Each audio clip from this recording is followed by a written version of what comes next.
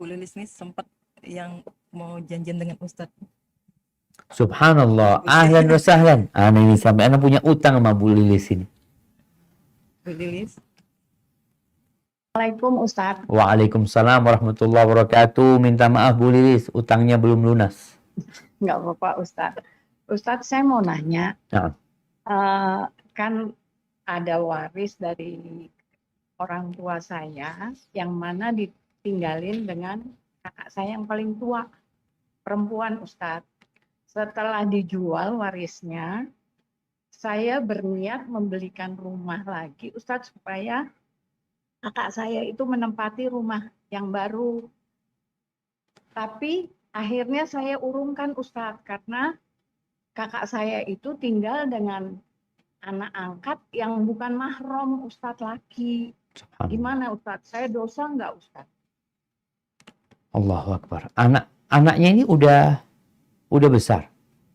Enggak Ustadz, kakak saya itu tidak menikah. Dan abah saya itu dulu mengambil anak laki-laki. Udah dewasa anak itu? Sudah umur 56 tahun. Menikah dia akhirnya? Alhamdulillah. Menikah, tapi setelah itu cerai Ustadz. Nggak punya anak? Enggak. Apa solusinya nggak bisa dinikahkan? Bisa Ustadz, kita juga keluarga lagi rembukan. Maksudnya ini mau dicarikan istri, biar dia menikah. Kakak itu kita yang akan merawat, tapi kakak saya itu masih berat ke adik angkat saya ini Ustadz.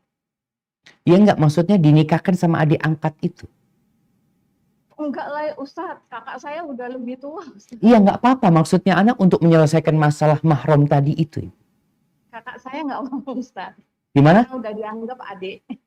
Iya nggak apa-apa dianggap adik, artinya hanya bicara akad nikah gitu loh Ibu. Oh gitu. Iya, ini solusi gitu loh. Akad nikah sampaikan ke kakak supaya sudah perkara kakak menganggap adik nggak apa-apa gitu loh. Tapi terjadi akad nikah di antara mereka berdua gitu loh Ibu. Sehingga terjadi solusi. Perkara dia mau nikah lagi itu adik angkat terserah gitu loh. Oh gitu Ustadz. Sebagaimana kita tahu Nabi SAW ketika menikah sama Saudah udah tua renta. Sehingga ada Saudah ini takut diceraikan sama Nabi SAW. Akhirnya dia mengatakan kepada Nabi, udah malamku aku hadiahkan buat Aisyah. Artinya Saudah hanya sekedar dapat status.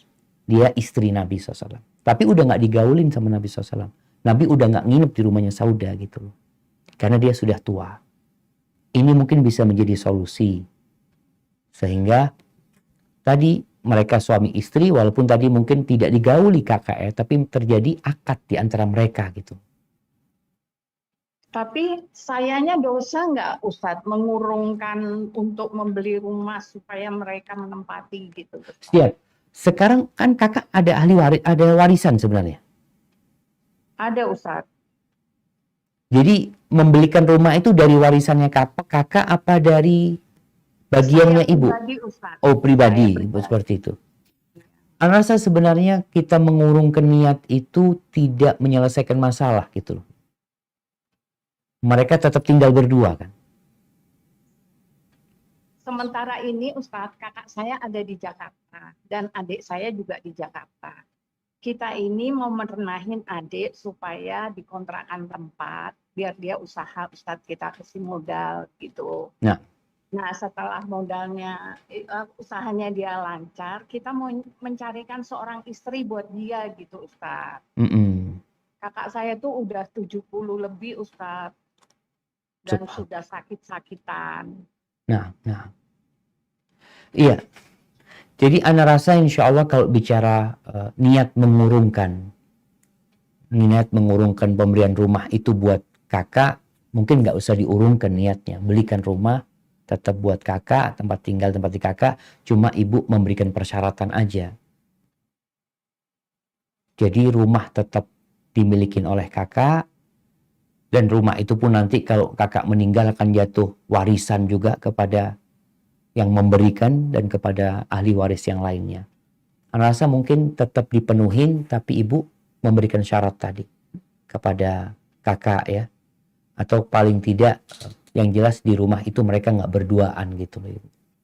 Kalau mereka Tapi dia tetap, tetap Ustadz, maaf Ustadz, nah, tapi dia tetap ingin tinggalnya di Pekalongan Ustadz, sedangkan kakak beradiknya ada di Jakarta. Kita itu takut dia sakit-sakit begitu kan nggak ada yang ngurusin Ustadz. di Pekalongan sama siapa?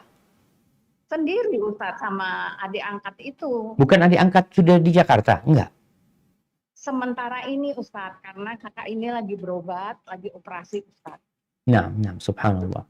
Jadi Anda rasa nggak ada masalah. Ibu belikan buat kakak, tinggal sampaikan ke kakak keinginan keluarga seperti apa, sisanya serahkan sama Allah Subhanahu Wa Taala. Gitu. Artinya ibu berusaha untuk memberikan yang terbaik buat kakaknya. Tapi ibu sudah pernah ngomong sama kakak tentang hal ini. Sudah Ustadz, kemarin saya urungkan, saya bilang, saya minta maaf, nggak bisa Kak, karena kakak itu sama adik ini bukan mahram, dosa, saya bilang Nah. gitu. Terus kata kakak, jawabannya, Kakak kayaknya mau mencarikan, ini adiknya juga susah dibilangin sih Ustadz. Adiknya ini tetap mau tinggal di Pekalongan, rencananya kakak mau ngontrakin rumah di Pekalongan buat adik gitu. tapi tidak tinggal satu rumah.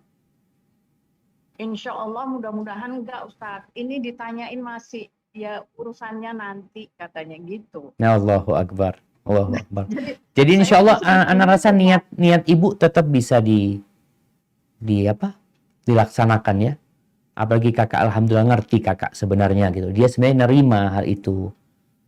Tinggal sekarang bagaimana solusi tadi supaya mereka tinggal satu rumah dan mereka menjadi suami istri. Jadi ini perkara subhanallah jamaah. Ini terjadi. Kadangkala ada orang yang sudah sepuh, tua renta, dirawat oleh seorang pembantu perempuan, laki-laki sama perempuan. Kan nggak halal mereka seperti itu. Akhirnya dinikahkan. Walaupun tadi mungkin sang suami ini, sang laki-laki ini udah uzur gitu loh. Tapi untuk menjadi halal, menjadi istri, dan sang istri dapat nafkah dari suaminya, dengan syarat si istri ridha bahwasanya sang suami ini udah nggak mampu gitu loh, memberikan nafkah batin gitu loh. Tapi dia menerima, itu menjadi solusi juga seperti itu. Hadza wallahu a'lam bishawab. Syukron